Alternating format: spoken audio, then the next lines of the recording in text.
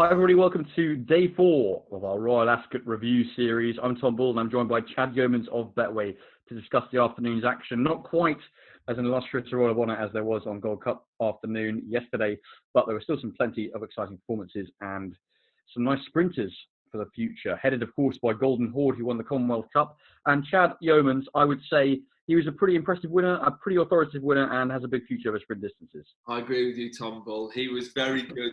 He was the best horse in the race. He was on his 2-year-old form. He had some of the best form in the book in his Richmond Stakes, where he beat Threat Volatile Analyst, Royal Dornoch, who won the Royal Lodge last year, and Symbolise was third in the Jersey yesterday. That race has really worked out. He came in without a prep run. Clive Cox, fantastic trainer, especially getting them right on the big day. Underrated, in my opinion. He did the right, he did the right thing by getting in here on his A game on the biggest stage, and it never looked like in doubt. Really, it was never in doubt. Yeah, he was up in the vanguard all the way. Mum's Tipple tried to do that, but couldn't hack it. But he could, and he just kept going clear. And I think it was a very, very impressive performance. Pierre Lapin, joint favourite, couldn't do anything. Was trailed off in last, which is very disappointing. I don't know what your take on that was. No, I think you do have to be experienced when you come to Ascot. Just not even without the crowd, you just need the experience because they go very fast in these Group 1s. And he's only twice raced. He raced once in the middle of summer, then once at the back end in autumn. So he's still very lightly raced, and something must have been amiss. Something must have been amiss for him to act or not act, really. But again, variant horses are usually very well back before the off when they're going to go close, and you could get the same price on him at the off as you could as last night. So that's probably quite telling. Yeah, could say a lot. Golden Horde then, probably next up July Cup, then possibly the Sprint Cup at Haydock and maybe the Champion Sprint at the end of the season, do we think? Yeah, I think that's a really, really reasonable map there, Bully. The July Cup, Clive Cox said that's probably, his next port of call, see how he comes out of this. And then there's a good enough break, a long enough break that he can come over that, overcome that to the Sprint Cup at Haydock. Might get soft ground, and it seemed like he went through the good to soft ground today. And whether they go to Champions Day, I don't know. Whether they decide you can have one too many hard races when you're in a Group 1 level. So whether they put him in, come back because they've got a hell of a horse for next season. Yeah, they certainly do that. Lovely 3-year-old prospect. Right, moving on, Hardwick Stakes. A strange race, this one. I'm still struggling to work it out because beforehand I didn't think Fanny Logan, who eventually won under Frankie by quite a long, 3.5 lengths, quite impressive performance in terms of visually. I didn't think she had the form to win this personally, and I think she had to improve a hell of a lot, which she probably did do. But whether or not some of the horses in behind her backfired a little bit, Anthony Van Dyke and Defoe, and particularly LR Cam, were never really at the races. What was your take on the race? Do you think Fanny Logan is a horse going places? Yeah, I do actually. I mean, it was set up for her massively. Communique went from the front and made it a proper test. LR Cam doesn't stay a mile and a half properly at Group 2 level or Group 3 level, I don't think, for that matter. Anthony Van Dyke, it's the curse of the Derby, isn't it? Occasionally you see these horses who win Derbies and don't go on again. They have such a hard race, and it appears that he's just one of them horses who is just not the same racehorse. He's not the same Group 1 horse as we potentially could have been one day. Defoe ran well. Defoe ran very well for a place in Alunak. Ran very, very well for Andrew Baldwin. I think there's definitely a race in him. Whether that's international, whether that's Melbourne Cup, I don't know. He certainly stays as well. This wouldn't have been his ideal trip. But take nothing away from the win. She was given an absolute enterprising ride from Frankie and picked up the pieces once everybody was out doing their racing and battling from the front. Yeah, I couldn't agree more. It was a really good ride from Frankie, and I think you're absolutely right. The pace just collapsed. Very much the horses at the back of the field did best towards the end of the race. Whether or not she'll be a force at Group 1 level over 1.5 miles, I'm yet to be convinced. If it's faster ground in the King George, for example, I think she would struggle against a horse like Enable or anything like that. I think she's not of that class. She's not of that class. I wouldn't back her a counterfeit for that kind of race. No, exactly. So maybe Group 2 is her level, but she's still quite unexposed at this level. So you never know. She could, and particularly in soft ground, she could be a force to be reckoned with in the future. Lovely stuff. Okay, we also had a couple of sprints for 2-year-olds, headed of course by the Norfolk Stakes and the Learjet, who just got up in time, in the nick of time, to see off Wesley Ward's Golden Pal with the front 2 clear. Learjet emulating his sire, who won the race a few years ago. A pretty good performance from a horse who I would say beforehand was the most stocky and scopy of the lots, and I think he was the most forward too, and I think that did show towards the end of the race. Yeah, he looked like the most, what's the word I'm looking for? Precocious, I think, of the 2-year-olds. And whether he'll be a 3-year-old, I don't know. Whether he'll train, I'll have questions about that. Whether he'll just be very forward at this stage. The race to me wouldn't be the best 2-year-old race we'll see this week, or won't be the best 2-year-old race we'll see this week. There's in behind Eye of Heaven, the Mark Johnson horse, well back favourite, went to Newmarket with a lofty reputation and won, as he liked really under Frankie. Not the same horse here. Half the race seemed to fall apart, but take nothing away from him. He's given a great ride by Sheen, and got up, took off, didn't he, in the final furlong, and beat Golden Pal. Forget the name of it, the American horse, but. You're absolutely right. I've not been a massive fan of the American horses on soft ground, so he's done very well to come out and get as close as he did. Take nothing away from that. You're absolutely right. And Wesley Ward did say it was his best chance of the week, that horse. So I think, fair play to him. He did run well. I would expect the Learjet to get 6 furlongs on that evidence. He was doing all his best work at the end of the race. And clearly Michael Bell has a pretty good horse for the future there.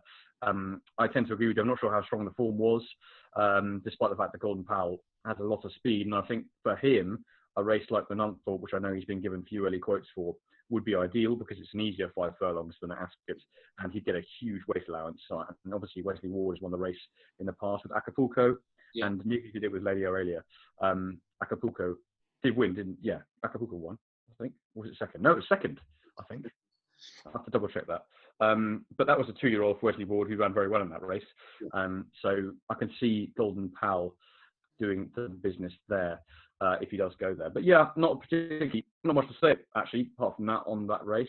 What did you make of the other one, the Albany, on this afternoon? I loved Dandella. I thought she was brilliant. Her debut performance was very good. She clocked a very good time.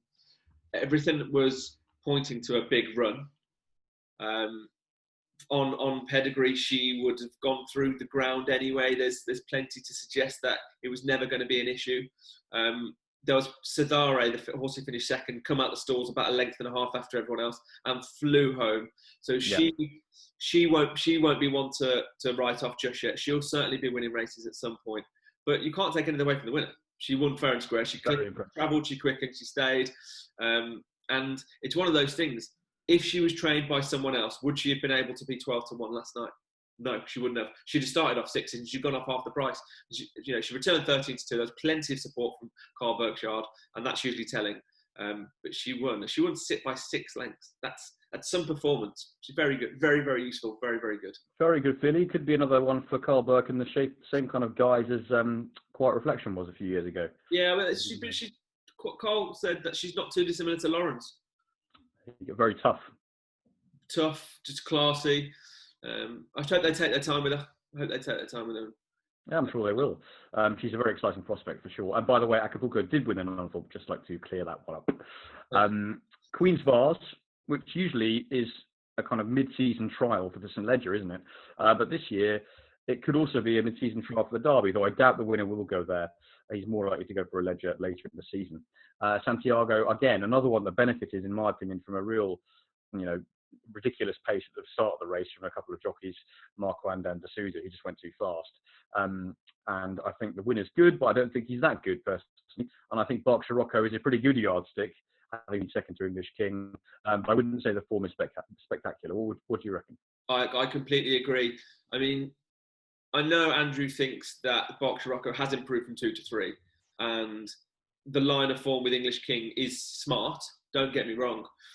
But is this Derby winning form? No. Is it Ledger winning form? Maybe Ledger. Yeah, possibly Ledger winning form. Yeah. Slightly easier race. And actually, when it comes to the end of the year, that race kind of does fall apart slightly. And not in anything other than it takes a real gritty horse to win that race. And you often get a very small field run.